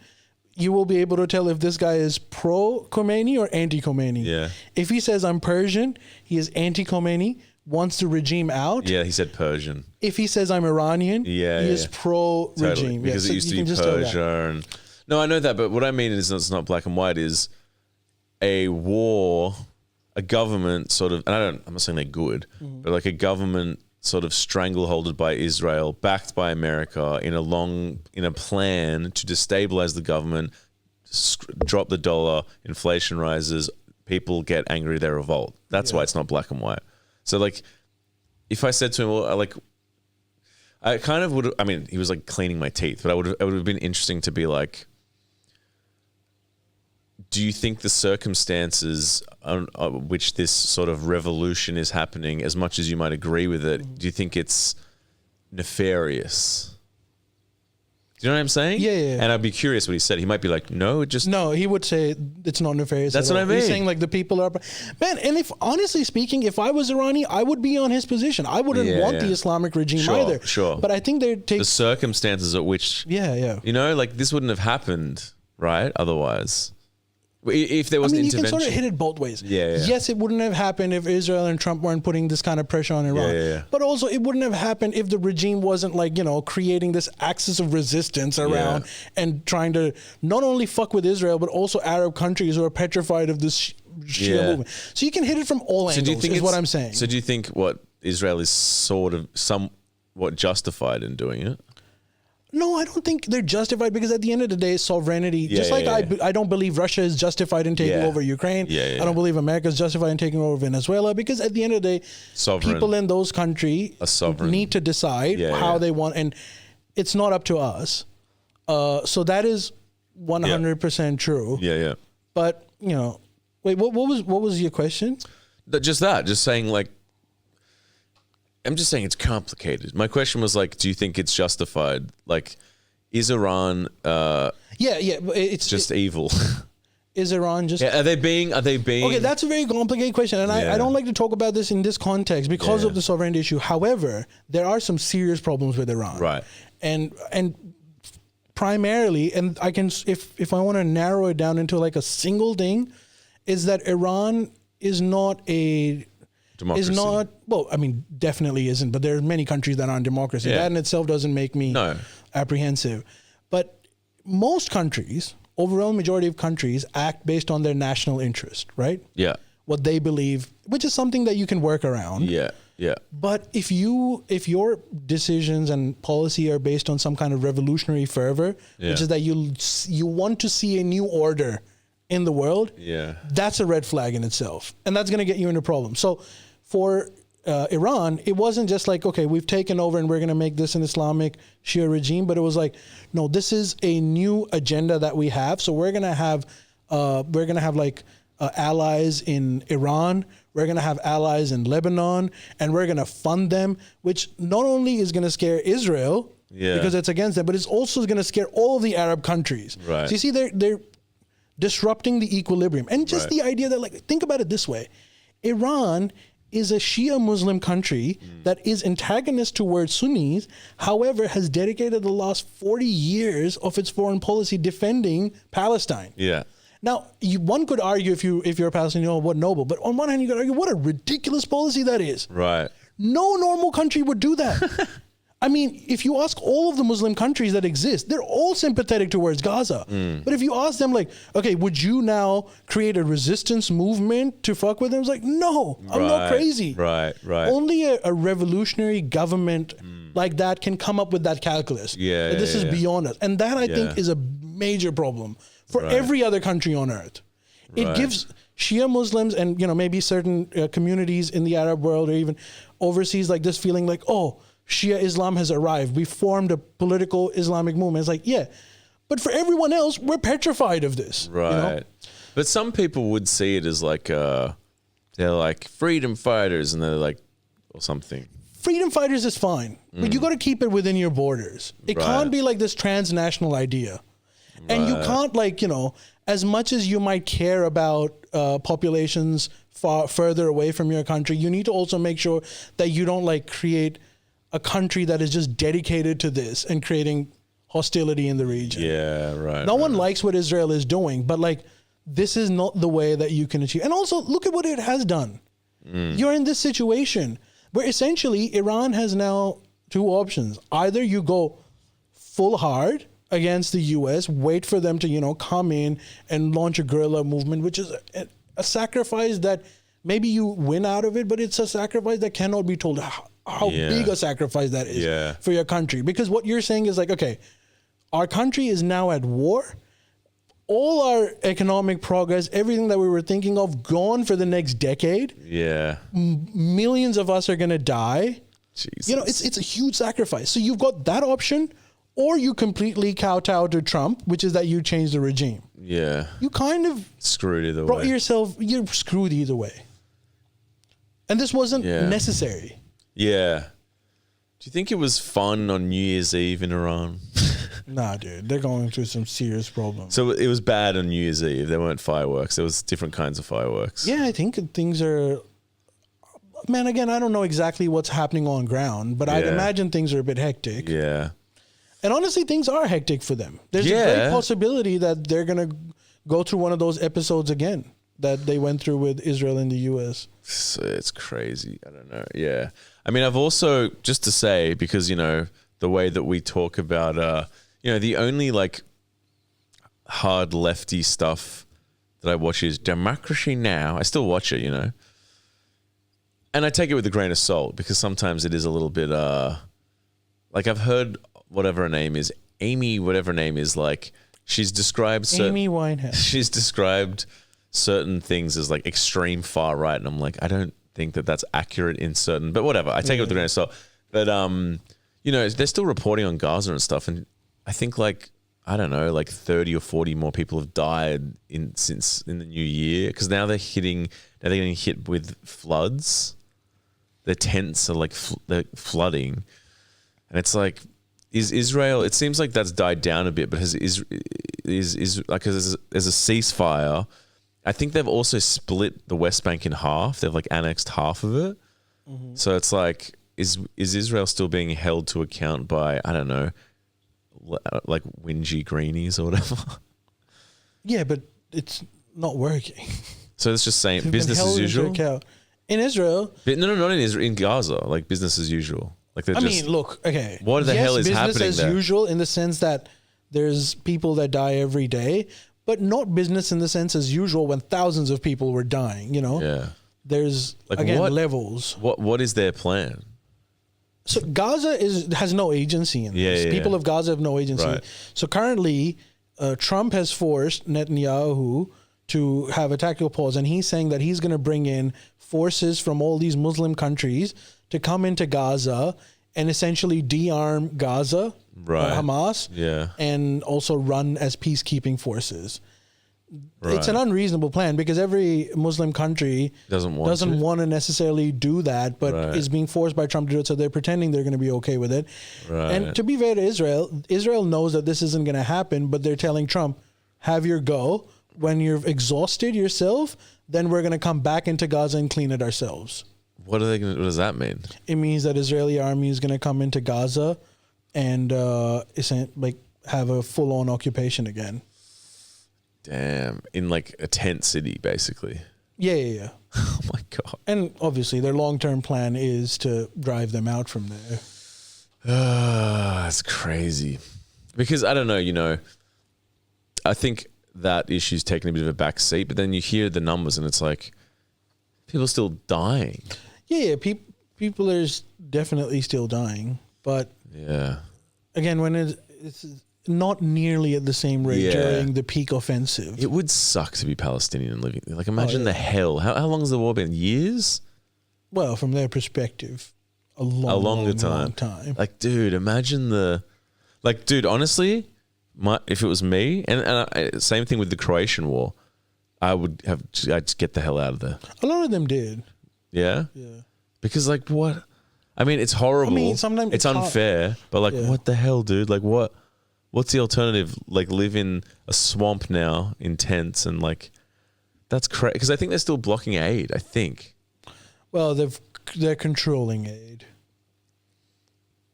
Is there still starvation and stuff? No, I don't know the answer to that. I Right. want to pretend I do. Yeah, I don't know. It's crazy, bro. Like, right? Yeah. Do you think that's crazy? I mean, no, not really. What do you mean? Why is it crazy? I don't know. I thought that like a ceasefire would. I thought that it would just be like, okay, like medical, like organizations in aid in, starting to rebuild. You know, like after most wars, that's what happens. Yeah, nah, Israel, because the war isn't over. That's what I mean. Yeah, but like, yeah. it's not even. I think from it's their not even- perspective, war isn't over until they're all driven out. Jesus Christ. Is it the most modern example of like whatever you want to call it, imperialism or something? Because you know, there's other countries that are at war, but like, you know, like Azerbaijan is not driving out Armenians from Armenia. Well, I think they are, but like they're not actually. they are. They are, Yeah, I mean, but they're not really. well, Azerbaijan just won a Really? war against Armenia. Really? So that's what. I thought they sort of just had a stalemate. No, Armenia lost. Really? Yeah, the stalemate was not really. It was a recognition of where things are, and then Right. Armenia just gave massive concessions. Really? So they lost land. Yeah, well, I mean, it's a very complicated history. They have Right. already had population transfers before, but right now, all of the demands that Azerbaijan had, Armenia has just sort of accepted. Right. Okay. So I guess it is happening in other places. Yes, but I suppose not to a similar scale. No, yeah, that's what I mean. I guess that's what I'm saying. The scale. Yeah, and also like not in this organized fashion. So you would have in many instances, like Sudan is one of them, where you would have these sort of terrorists or local warlordism that might drive out, ethnically cleanse, let's say, Christian populations, or maybe Christians doing it to Muslim because they have their own issues over there.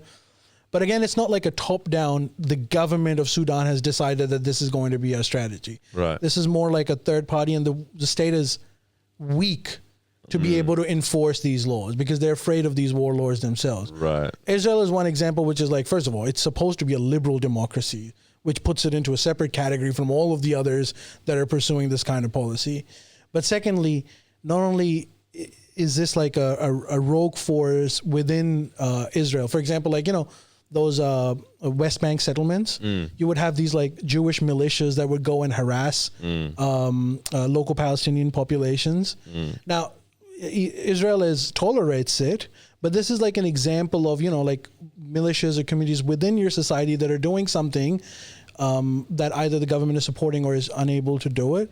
But in Israel's case, this is like a top-down, like the government has decided to do this. And not only has the government decided, but every country, Western country in the world gives them like military and financial aid. Right. So it just takes that example into a whole different category, in my view. Right. Yeah.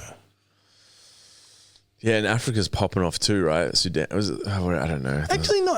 Africa is so big. Parts of it are popping off, but Africa is a success story. Africa is really? like, not all of Africa, but a lot of Africa's like human development index is growing. Really, the West is better literacy in Africa. Yeah, is Ghana West? Yeah, they're doing good.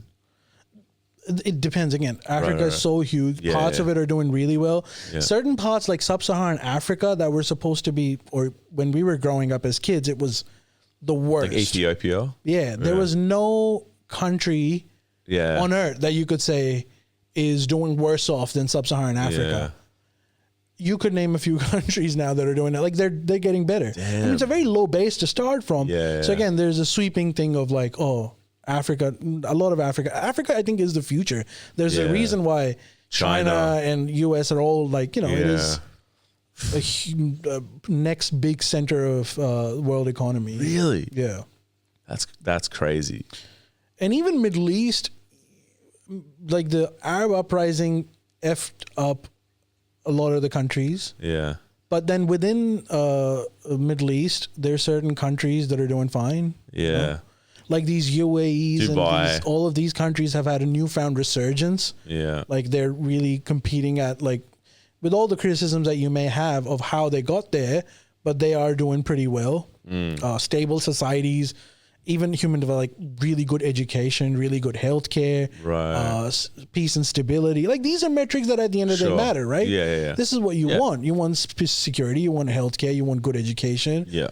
Relative amount of freedom. You know? Yeah. So these countries have them. Yeah. But obviously, the Levant areas of Syria, Iraq are not.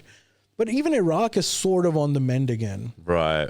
So there's a distorted view. Some places are doing what's the biggest success story of the world is Southeast Asia. Yeah. All of these countries like Indonesia, Malaysia, Vietnam, that were a few decades ago were basket cases of the world. Yeah. They're killing it. Vietnam's absolutely killing it. Yeah, Vietnam's killing it. Yeah, their economies are now in the trillions collectively.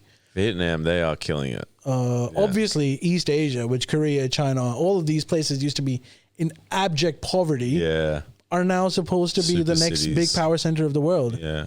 So, although there are, I mean, that's another thing, but all I see is videos of how South Korea and Japan are plummeting and all that. But yeah, but they're still like advanced societies. Dude, that's the future.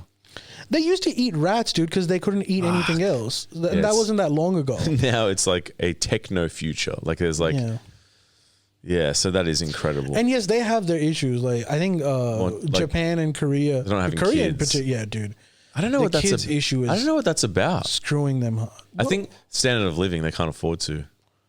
No, it's just what happens in a highly urbanized society. Right. The only reason why we're not going through Australia, US are not going through it is because of immigration, which is again an Really? inconvenient fact that people don't recognize. Wow. Like the reasons why the economy indicators of the US and Australia are better than Korea and Japan is because of the inflow of immigration. Right. That stabilizes it. Apparently it destabilizes from different points of view because but yes, that is an indicator Yeah. that Interesting. very is conveniently ignored. That is interesting. That is an interesting point. And so for a country because that adds a workforce, right? yeah. But there are two views to this. Some people spell this as like a doomsday scenario. For example, if you look at Korea's indicators, oh man, this is a doomsday scenario where like by the year 2050, there are going to be more 65 plus than there are like 30. 30s or Shit. which means like for every one person working, there'll be 2 to 3 people dependent on them, no kids. And they predict by the year 2080, this society will collapse. I mean, just based on the metrics. Shit. However, like, people said that back in the day that we're going to overpopulate and that didn't happen. Yeah. They were going to say like most of us are going to die in famines because the world can't, sustain 8 billion people, 9 billion people. But we have more food than ever, actually. Yeah. So you never know how technological progress, i.e., do you really need that many workers? By the year 2080, we'll find out. Yeah. But currently, they're stressing out. Korea recently made hair male pattern baldness surgery on their Medicare because they just want men to get laid. Well, that's stopping him. They're like, for the prime minister said, I think for I saw some men that. this is a matter of life and death. I don't know if that's going to swing it, but fair. Okay. What else are we? Oh, that's funny. Okay, we were supposed to talk about this as well. There's the Federal Reserve chairman Oh, yeah. in the U.S. Yeah. Trump administration has launched criminal investigation against him, Whoa. which has actually plummeted but has driven down stocks in the dollar, Shit. which is interesting. So Federal Reserve is the same. Independent. It's supposed to be independent, and the idea of a federal bank or RBA is the reason why they're so militantly independent is that they're supposed to set the interest rate based on what the conditions of That's how the economic economy works. are, right? Hear. Yeah. But Trump wants the Federal Reserve under his control because he wants them to lower the interest rate. Yeah. And the Federal Reserve was saying we can't do that. That's not how it works. because if inflation is high, then we're going to have to go up. Otherwise, you're going to screw up the economy. Yeah, because how does that work? Because inflation's high is when you want people to spend less, right? Yes. Yeah. So when inflation is high, the economy is too hot. Yeah. And you need to, because otherwise the cost of living will keep growing. Right. So what you do is you actually reduce investment. So you increase the interest rate. So Yes. people that were going to borrow money to invest decide not to. Yeah. And that is supposed to rein in the inflation rate. Right. So that's why independent reserve banks are supposed to make this decision, because every government has an incentive to bring down the interest rate, right? Because they want to get reelected, they want people to love them. Yeah. And so Trump wants to do the same thing, but Federal Reserve chairman said, like, I'm not going to do that. And his term was expiring in 2028 or something. Shit. And Trump was saying, okay, fine, but retire. Like in a year's time, just resign. I'm going to put in my own guy who's going to listen to me. And he said, I'm not going to do that. So Trump launched a criminal investigation against him. That's crazy. Which is why the dollar went down, because this is a scary thing for the capitalists. Because now they're looking at Federal Reserve as like not independent. Oh my God. That's bad. That's bad. crazy. Yeah. Has a president ever done that before? Oh, every president has attempted. No, okay. In recent history in the U.S., presidents have tried not to do this. But this is like one of those things that every head of state wishes they can do. So Erdogan's Turkey, he did that. Right. And screwed over the economy. Did he? Yeah.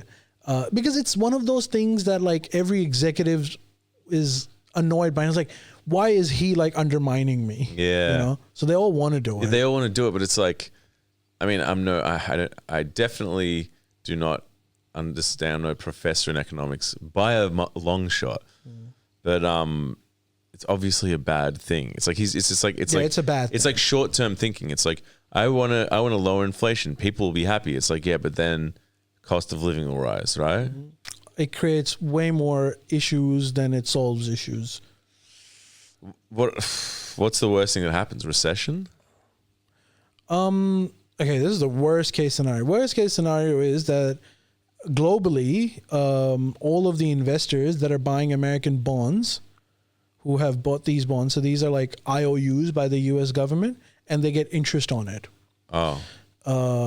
If they start to feel that the U.S. government is doing this because they're unable to pay their debts, then they might start withdrawing money from the U.S. Treasury, which will drive up the interest rate that the U.S. government has to pay to people. Right. So because there's less confidence in the bond market, everyone else that's still in there will get a higher interest rate. So the U.S. government will have to rack up even more debt. So their debt levels are going to rise, and they won't be able to service those debts. Right. Which means that technically that's a default situation. Oh, governments can do that, eh? Yeah. Governments can default. What? Yeah, governments can default. I'm not saying America will default, but I'm saying that is the worst case scenario. Right. Yeah, economics is such a weird thing to me because it's just like it sounds dumb, but to me it's just all these made up rules, and it's like, can't the game be made better for everyone or something? I don't know. It just seems dumb to me. It's like, but I suppose everyone's playing by those rules, right? So it's like we're all playing by these rules, so that's the only way. If there's no rules, I think the rules could be better. I don't know if. Well, I mean, the rule was that it's an independent body. You don't mess with it. Yeah. Trump's subverting rules left, right, and center. He is, but I'm saying like, I just think the whole thing of debt and borrowing is like it's not a good thing. Yeah. In a traditional sense, like I understand, yes, but if you it also I understand, can be a good thing. I understand it's risky. Like I understand it's like, if you want to start a business, you need to borrow money together, and then eventually you can make money, but it helps the economy, right? But like, I don't know, maybe there should be some rule that's like you can't borrow money or something. Well, the rule is that you can't borrow money if you can't pay for it. Yeah, but that doesn't. But the 2008 financial crisis, right? Yeah, exactly. So that applies to governments as well. I know, but that's what I'm saying. If they're subverting that and they're like, that's not good. Like, what happens when a government goes bankrupt? All services stop, and it happens to like so it happened recently in Sri Lanka. What happened? They defaulted. Yeah. So once you default, then essentially you go through like there's a trigger response. Your entire economy freezes. Yeah. And then all of the debtors that you owe are now going to go through like a restructuring program for your loan. Oh my God. So you get like some wiggle room, but then you have to pay more. Is that what happened to? It cripples your growth. Is that what happened to Sri Lanka? Yeah, it happens to. So is Sri Lanka like the poorest country in the world now? No, but like one of the drawbacks was that they contracted by like some 10-20% of their economy, which is a big amount. Whoa. Yeah. So that's the sort of sacrifice you have to make. But sometimes I feel, not for America, because America is too powerful and strong, but like for normal countries, when it comes to like that sort of a position, I don't even think defaulting is the worst case scenario. Right. Because defaulting can make your debt sustainable in the long run. Right. It's almost worse when you get like little reprieves to pay off, but you're in perpetual crisis. Is that what Greeks was like? Yeah, Greece was like that. It just, in the long run, it's almost better to like, defaulting is bad, dude, because defaulting means like you can't import stuff and like you're going to have bread queues and there's a lot of misery that comes with it. So it's not ideal scenario.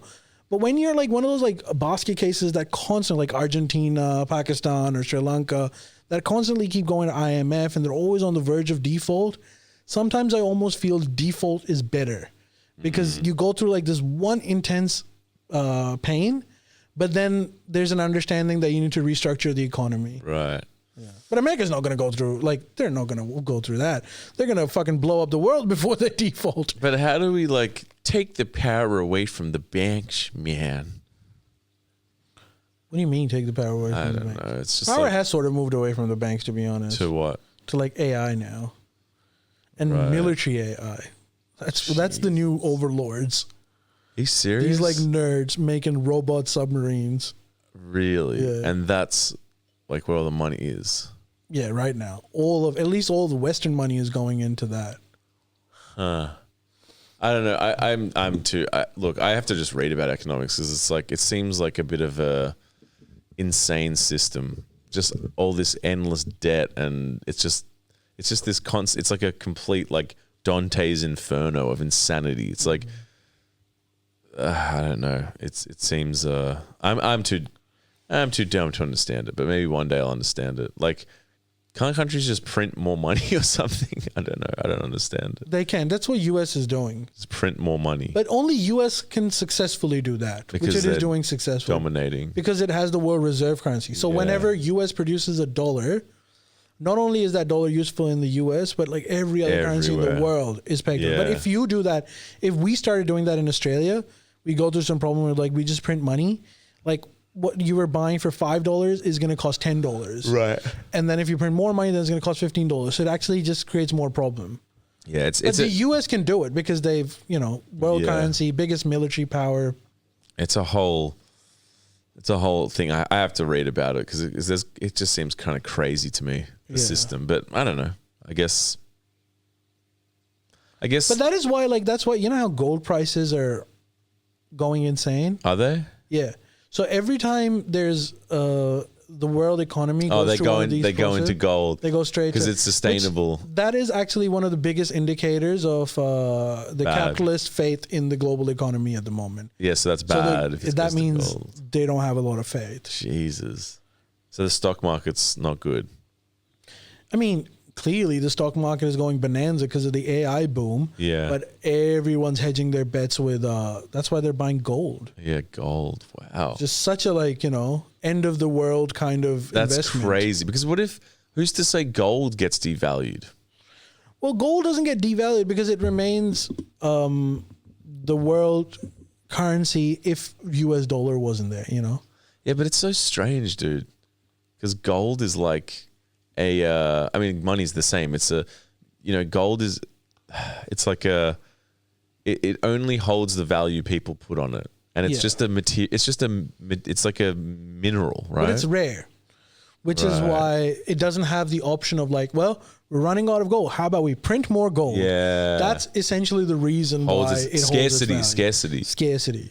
It's just So the only way you can get more gold into the market is not because someone like Donald Trump decides that he wants to print it, Yeah. but you have to go and mine for it. yeah. But that's so crazy. It just comes from the ground.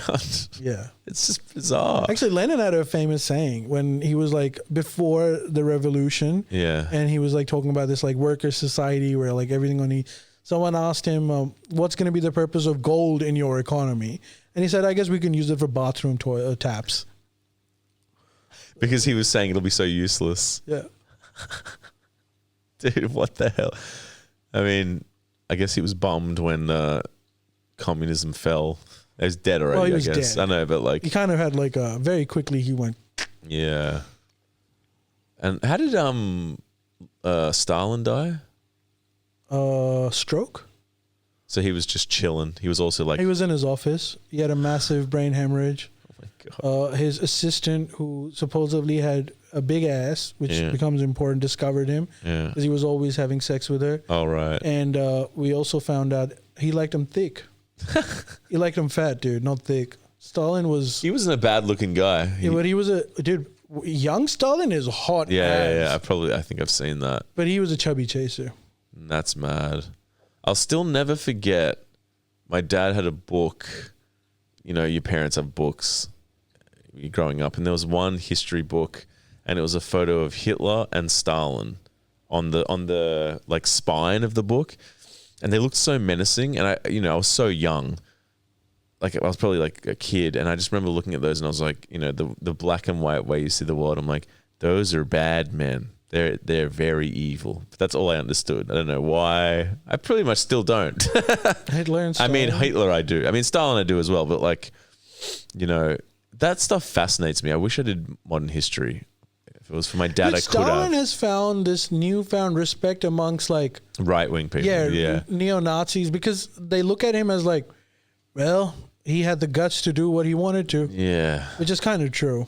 Yeah. But it's like, fucked. it's Taking inspiration from like I mean, Stalin. it's like he was famous for saying, you know, one death's a tragedy and millions a statistic or something. Yeah, he's attributed to it, but I don't know if he actually said it or not. Yeah.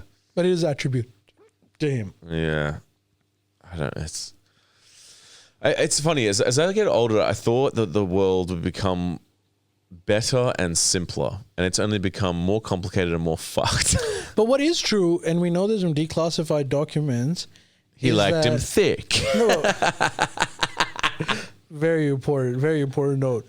But he used to like criticize all of these other communists that Right. wouldn't go through with like his most insane hardcore ideology, and he would justify by saying is like, because the interesting thing was that after the communist revolution, everyone was communist, but there were many communists that were saying like, look, we can't destroy the free market. Yeah. Like communism is an evolutionary process. We'll get to that, but you can't nuke your entire economy. Yeah. And Stalin's point of view, which is why people like Fuentes like him, it was like, you don't have the guts to do it. First of all, tell me, do you believe that this is what needs to be done? And they were all like, yes. Then do it, you pussies. Right. You're not going to do it. I'm going to do it. Whoever comes in my way, they can go as well. And that's why a lot of people died, right? Yeah. What exactly did he do? He was like, I want to make the farmers go to the circus or something. Yeah, so What? the communist revolution in Russia was an urban revolution. Yeah. So it was like So- move to the cities. So it has some parallels to Iran. But like Right. it was an urban revolution. So the urban population in the cities were all for it, but the farmers, they were still producing whatever they were based on what the market was asking them to. And so initially even Lenin was like, dude, you don't want to mess with the farmers. Yeah. Like just let them do what they're doing. Yeah. Because it'll be impossible to get them towards our version of communism. They'll eventually get to it. But when Stalin came, he was like, this No. is an unfinished agenda. We have to do it. So he Jesus. essentially nuked the farming economy. And Yeah. he said that if you were producing, let's say, wheat or you Yeah. were producing whatever based on what markets you have found, he was like, you're all going to make chairs now. Or like this group is going to make chairs. This group is going to create whatever iron. This group is going to create wheat. He was coming up with these top-down things, and what he wanted to do was like essentially break the free market, Yeah. Right. which was and now we know was a terrible strategy. It, Right. like, created huge famines, and Yeah. but he was successful. Really? in fully controlling the Oh. rural economy. Yeah, but so why did it fail? Because Stalin or a top-down approach towards these decisions is a terrible idea. Right. Like individual farmers know what needs to be produced for maximum profit for them, but the reason why it's producing maximum profit is because those are the most required things. So if like someone else from the top down decides how it's going to work, they'll never be able to Right. meet everyone's needs. Do you think ultimately he realized that he was wrong? No, I don't think he ever realized. Right. I think he was probably thinking that this is just an evolutionary phase. Like, yes, it creates.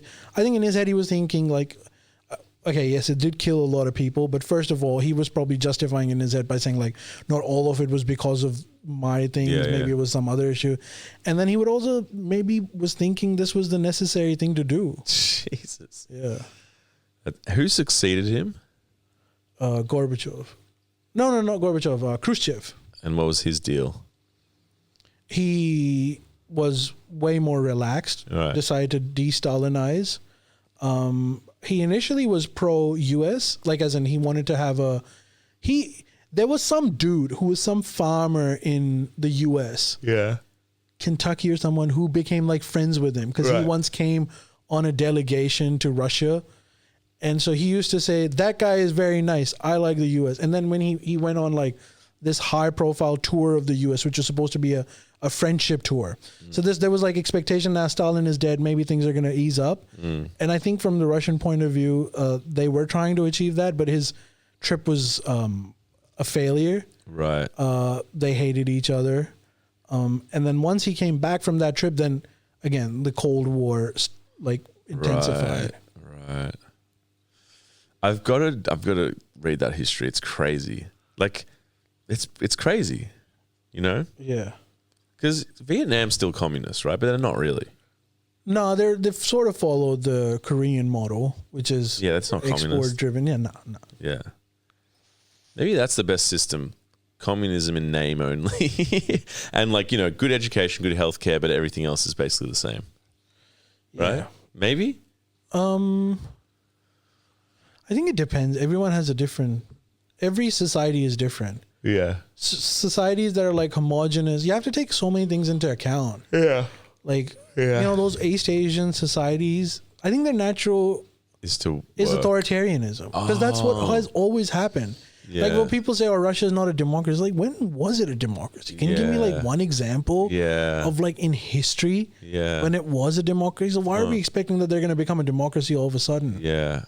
But Vietnam is a democracy, isn't it? Or it's one state, one party. It's not. No, it's not a democracy. Right. You could argue that Japan and Korea are, but even they are like kind of like hardcore authoritarian democracies. Yeah. But I don't think, like, for example, you could replicate then in a country like India that has like 500 languages, 20 different regions. Yeah. It's just not. It's going to be not a winning strategy over there. But Vietnam seems to be doing better than even Japan in terms of its growth. Yeah, because Japan is an advanced economy. Yeah. That has experienced their growth surge. Vietnam started from a lower base, so it's easier to like. Because everyone peaks, right? Yeah, but Vietnam has like a long way to go. Yeah. Vietnam is much poorer compared to like Korea and Japan. I think the problem with Japan is that like they're like militantly they're like more right-wing conservative than America. Japan is more right-wing conservative than America. So it's like in Japan it's like you should only work, don't sleep ever, and it's like, dude, I don't know. I think that's why your people are so like fucked up now and depressed. And seriously, it's like beautiful people and like they do love their work. Like I've never seen Starbucks employees so passionate, or a person that accesses a lift, like a lift attendee, is like so passionate. But that job still exists. A lift attendee in Japan, I saw it. Yeah, that's a thing. See that in movies. That's a thing. Japan's weird, dude. They still use fax machines. In some ways, they're very advanced, but in some ways, they're very like retro, very retro. They're still doing abacus for calculations. Like, I would be surprised if a couple of offices have abacuses. I don't know. I don't know what the perfect system is. Is it just that again? I don't think there is a perfect system. But is it just again this fucking Sweden shit? Everyone's always like Scandinavia, tax oil companies, and at the end. Yeah. I think that's definitely a good idea. But that's if you have oil. If you have some kind of like a mineral-rich economy, you have to tax it. Not like we didn't do that. Yeah. And so, I mean, we did it to some extent, but not nearly as much as we should have. Yeah. That's why like the Norwegian model is actually a lot better than us. Yeah. So that's probably the best. Yeah, for those conditions, yes. Yeah. Dude, you should write a thesis. Write a book called not How the World Works, something like How to Have a Sick Country, and then have your rules, your tenets. Can you do that? No, because it varies for different countries. Yeah, but have each individual be like, here are the variables. Oh, well, I wouldn't even know for most of the countries. No. Generalize. Go, okay, if you have minerals, this is your option. If you have no minerals, this is your option. If there you're are homogenous. certain cardinal rules that every country should follow. For example, you should pursue a diversified economy as opposed to a single. You're supposed to have different sectors in the economy. You're supposed to try and indigenize your technology as much. These apply for most countries, but I think most people know that. It's more difficult of how to do it. Yeah, true. Yeah. All right, write a book on how to do it. I don't know. That's I could hard. Possibly do it for Pakistan. Really? Yeah, but not any other country. You picked like the hardest one, dude. Yeah, but like I've spent most of my time studying. True. It, so, that would be interesting. Maybe you could turn the country around. Just send them. No, I can't. Why? Just send them the book and then be like, look, you got nothing else to lose. Read this. And they might be like, all right, we're going to do this. Yeah, because it's not dependent on information. It's dependent on like execution. Politics, right? Yeah, politics, general. Is Imran Khan still in prison? Yeah. Give it to him. Give it to him. It's all right. Will he do it? Could he do it?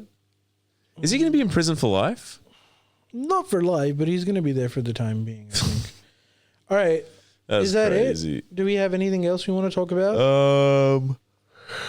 What else? I think we're What overtime else? anyways. Yeah, probably good. Thank you all for joining us. We will see you guys next time. Thank Take care. you. Bye-bye. Bye.